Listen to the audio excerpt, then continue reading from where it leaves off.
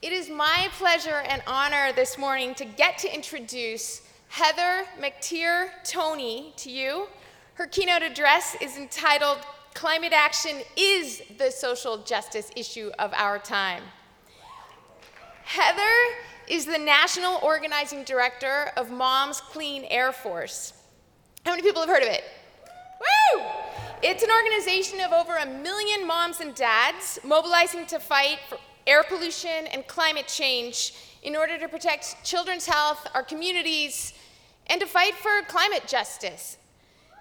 From 2004 to 2012, Heather served as, check this out, the first African American, the first woman, and the youngest mayor of Greenville, Mississippi.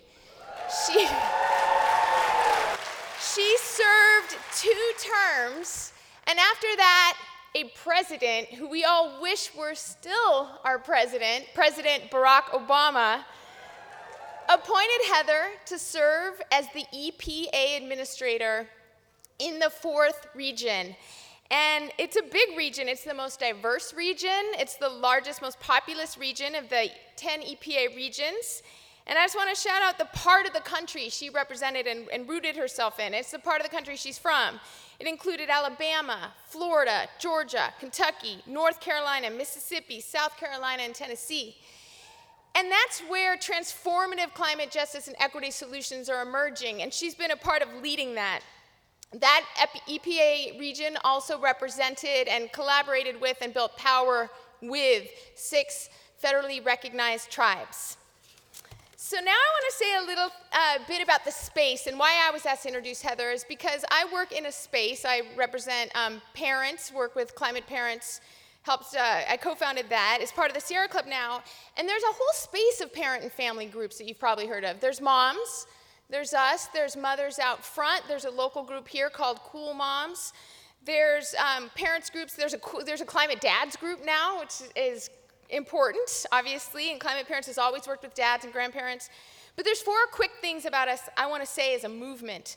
One is that we're universally motivated across race lines, class lines, geographies, zip codes, even political parties sometimes. We want to make that more, to protect our kids, because we all care about kids and future generations. And we have moral power we can translate into political power when we do that. The second thing, and Kenny just talked about this, is we're looking for bold solutions, 100% clean energy, getting off of fossil fuels.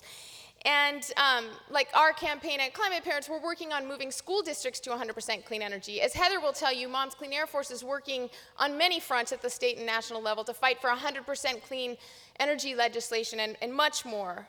Another awareness we have in the parent and family space is prioritizing building equity, justice, and inclusion, and centering justice and equity in frontline communities, and Heather will also address that.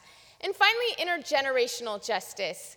Some of us who started this work maybe 10 years ago, we're seeing some of our kids on the front lines of the youth leadership, youth movement that's happening now on climate.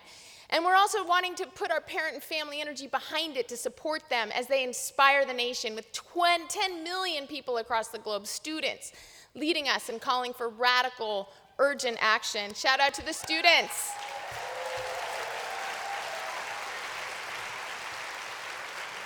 It's our goal to support climate justice leaders in the youth movement and also to raise climate justice leaders in the youth movement. And finally, one personal note about Heather, she's a triathlete. We were talking on the phone before this intro, and I was like, is there one kind of more personal thing? She ran and swam and biked a half Ironman, 70 miles of all that. And then she was honest and vulnerable in a way that makes leaders strong in our world. She said it took her 4 attempts to get there. One time she was almost done with a bike ride and fell. And I'm like, well, do you just want me to say the part about that you completed it or that it took 4 attempts? And she's like, say the part that it took 4 attempts, because that's tenacity, that's courage, that's what we need right now in our movement. And that's the part I said, it's tenacity and courage. And when she shared her favorite quote with me, I was like, yeah, just the story about the triathlon underscores why this is her favorite quote. It's by Winston Churchill, and it's, when you're going through hell, keep going. And to bring things back to some of the realities we'll be confronting all day, there's so much of to use the word hell. It's hard right now in what we're confronting in the climate crisis. It's hard when our children are watching TV and learning about One More Fire and why they have a smoke day in the Bay Area for the first time. I grew up here. We never had smoke days when I was a kid. It's changing, but what face do we put on for our kids? What energy, what leadership, what vision for how we can make things better? And so Heather, again, I'm just getting to know Heather, but this is a beautiful thing she said, and I want to end with this. She said, if I could say one thing about myself, it's that a life of politics and justice has taught me how to love and to laugh. I have far too much to be grateful for, and we have far too little time to get things right on climate for me to do anything differently.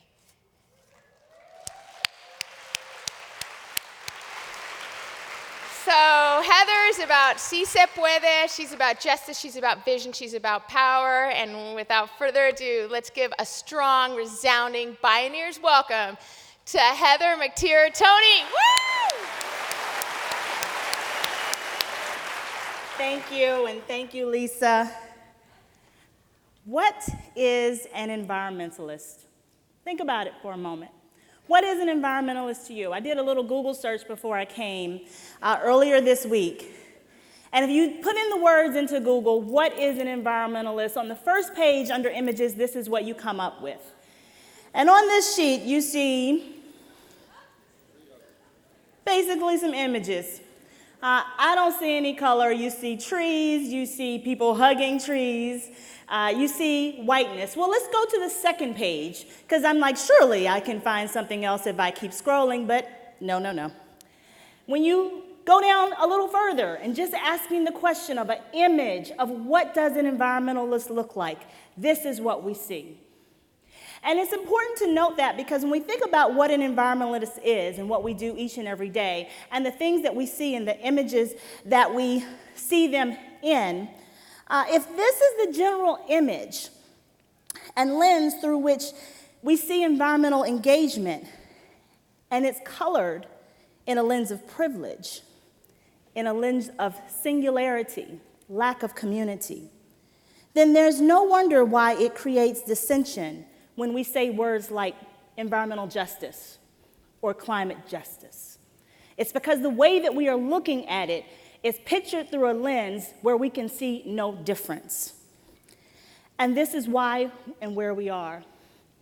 In 2009, the Washington Post ran a story on my city. I was mayor of Greenville, Mississippi, and they'd been working with us for some time. And me being young and energetic and ready to solve all the world's problems, figured I was going to tackle water in my community, brown water in my community. So at the ripe old age of 27, I decided that running for mayor and focusing on this, one of many issues in my community, would bring some attention, and certainly did. It got the attention of the Washington Post, and on a Monday morning, above the fold, here is my city, and this is what people saw. They saw the face of a child in a bathtub full of brown water. And right below that fold, you see a picture of me, looking seriously about what can we do to rectify this issue in our community. And what happened after that was a visit from Lisa Jackson. She was, at the time, the first African-American administrator for the US EPA, and she came to my city to say and to talk about community and community visiting and what were going to be the things that she wanted to work on. And she pulled me to the side and she said, you know you're working on environmental justice issues, right? She said, you know the mission of the EPA, its actual mission statement is to protect human health and the environment. That's what the organization is designed and supposed to do. And so after that, that actually was my advent into working for the EPA. Later on down the line, I ended up being the regional administrator for the Southeast region. And it came because we were trying to move to a place where you had community-facing work for community problems on climate and the environment. But herein lies the problem. Again, going back to that lens. Because if the lens that people see the environmental work in is colored, then it doesn't allow for solutions that people can come to because it's not grounded in things like cultural competency and actual realistic outcomes. If there's anything that being a mayor and being a regional administrator has taught me, is that you had better have an answer for the people. Because see, as a mayor, people will find you anywhere.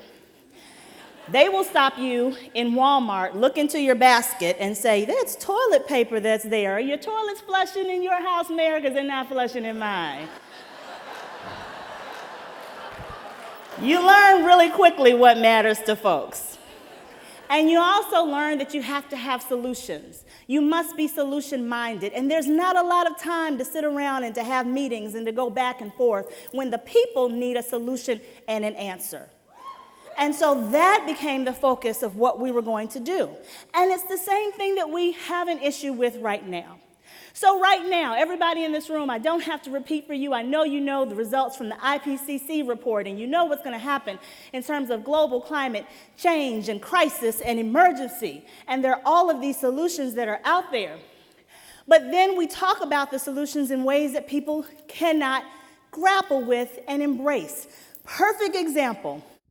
The IPCC report has said that one of the things we should do to help reduce climate and reduce carbon emissions is to stop eating meat or not eat as much meat.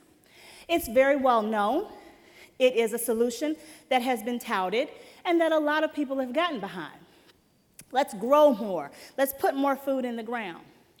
I am a black woman from Mississippi, Southern Baptist. I cannot go into my church and say, we are not going to have chicken and bacon. It's not going to work. I'm from Mississippi. You can't tell me how to grow food. My ancestors did it. You can't talk to me about what I should be doing with respect to the soil because I taught you. So it is critically important that we have these conversations through the lens of people who have lived these experiences. Not that it's a bad thing, and yes, I've cut back on my bacon a little bit for the environment. But there are also excellent organizations that are doing things that are just having the same conversation, just in the language that people understand. Privilege keeps us from doing that because it doesn't allow us to listen to one another. And that's what we must begin to do. We have to begin to listen to one another. I was reading something this morning, Blacks in Green, which is a wonderful organization, had a great flyer about a green living room. Now, I understand that because, see, in my house, everybody comes to the living room and the kitchen. But a green living room, the first thing I thought of, that's an outdoor park in a black community because it said every black neighborhood should have a green living room. I understand that. That makes sense to me. It makes sense to my folks, my people, because now that is a gathering place that we can come to in our neighborhoods. That's our living room. It's where we can hang out at, where we can talk about those things, where we can trade back and forth the things that we need to do in our communities, from growing greens to having a conversation about getting styrofoam out of the church picnic this year, to talk about the air pollution that's taking place in and around our schools and how do we reduce that. It's building a conversation in the places that are comfortable to us. This was climate strikes that took place in the United States of America on September 20th, all across this country.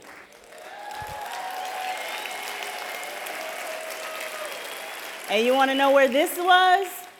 This was at the University of Mississippi, Ole Miss. Places where people think that there's no engagement on climate. Places where people think that we are lost or we are forgotten and we are not engaging. Places where people think we are not environmentalists. No, it was because and is because of our conversations with one another, our inclusiveness with one another, and beginning to realize the face of environmentalism doesn't look like the Google search. It looks like the person who is sitting right next to you. And beginning to understand that and encompass it in everything that we do. Beginning to wrap all of our issues from all of our communities in the cloak of climate. It's one of the things that I love so much about Mom's Clean Air Force, an organization that I've been blessed to now be a part of. It's because mothers do what mamas do. That is, we are going to protect our babies to no end. And whether we are protecting them from the impacts of climate, or we are protecting them from gun violence, or we are protecting them from immigration and being stolen away, or we are protecting them like our indigenous mothers are from being taken from our lands. We are protecting all of our children, and we recognize that climate has something to do with all of it. It's called bringing people to the table. If you're a mother, you know how to make children play together. You know what's happening when they're fighting. If you're a mother, a grandmother, play cousin, auntie, you know how to do this. This is not rocket science. We get into this big world of it being so difficult when realizing the natural things that we have within ourselves tell us what to do. It is the reason that we all come together and we're here at these events. It's the reason that we are finding that moms are now becoming more engaged on a political level, where even they're running for office or being appointed to office. Or I have said repeatedly, if you can be the secretary of the EPA, you can be the secretary of the Department of Interior.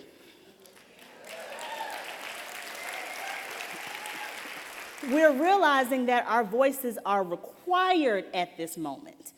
It's not an option. It's a requirement. It's like when you hear the kids in the back room and they're making a whole lot of noise, and you let them keep making noise and making noise and making noise. It's all right. But when you hear something break, you hear it get certainly silent, you know you have to get up and go in that room. What we're saying as mothers is we are now getting up and going in the room.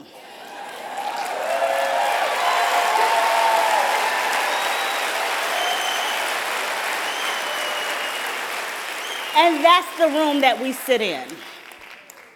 We go in the rooms where the policymakers are, where we are testifying before Congress, where we are saying this is what is happening in our communities. This is not an option. We shall be on record because we have something to say, and we recognize fully that if it is not said by us, then it will not be said and shared.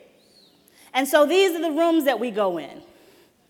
These are the places where we feel strongly that all of our mothers and grandmothers and grandfathers and aunties and play cousins, anyone who has an interest in seeing the welfare of our children be protected from the impacts of climate change and air pollution, they must be in these places. And we see an amazing impact. We see our children of all colors and all demographics marching when there's a debate that doesn't talk about climate, and we're there. We see our artists come and make beautiful depictions of what it is that it looks like, why we should be so involved. We see church mothers trying to make sure that they're getting the Bible studies that we have and the information that's needed to get back to their communities. Because it doesn't make a difference where you come from or what you look like. Sometimes you just need things to be done in the language that you understand. And we do that. We make sure our children are given the microphone to say what they need to say.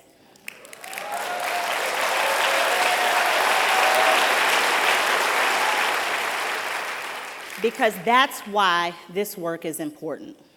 I do this work because I've been doing it for years, and I understand that there are a lot of places that we could be, but this is the social justice movement for our time. This is it. This is it, and it's now.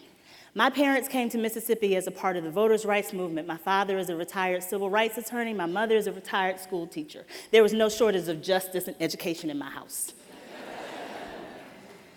But what I learned and understood is that there's always a movement. Where are you in it?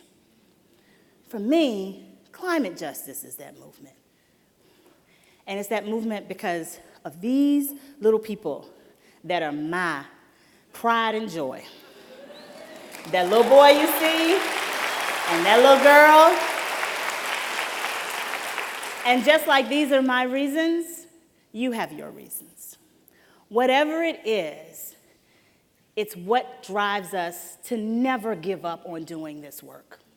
It does not matter what this administration does. It does not matter what it looks like. This is what an environmentalist looks like.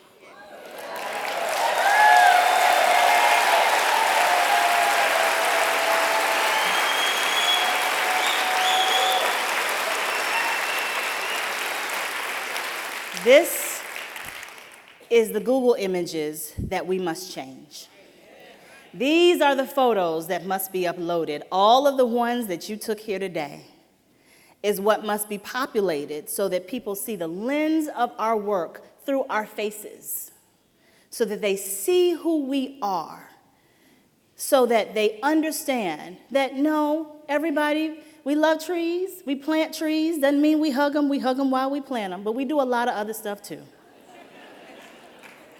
And that we are not going anywhere at all.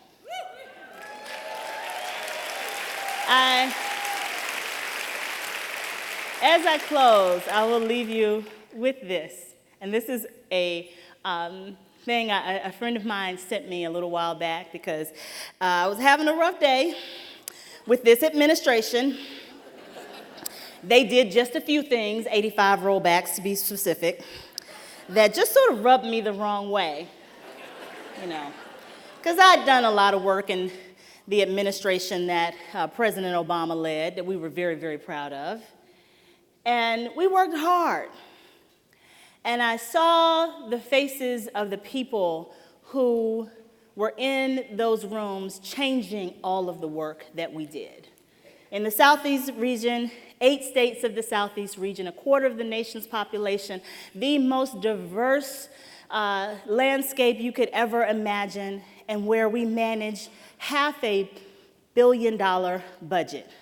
Kept the water clean, kept the land clean as much as we could, engaged with communities all across the states, from Mississippi to the Carolinas, from Florida up to Kentucky, Tennessee, working to ensure that if you breathed it, you drank it, or you stood on it, it was safe, because that was our job. And so my friend sent me a photo, and she said, never forget who did the work. And this was my team of who did the work. That was the leadership team.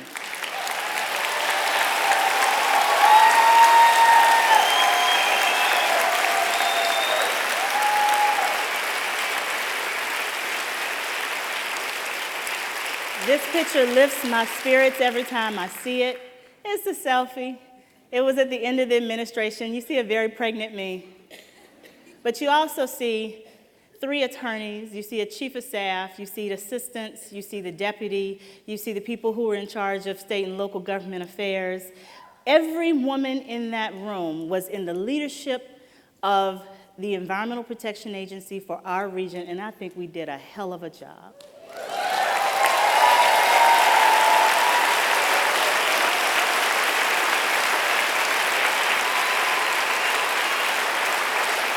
So to all of you, as I say to all of my sisters that are in that photo, and every last mother of Mom's Clean Air Force, all of our friends, we have work to do. You are what an environmentalist look like. Go and find your friends. Thank you.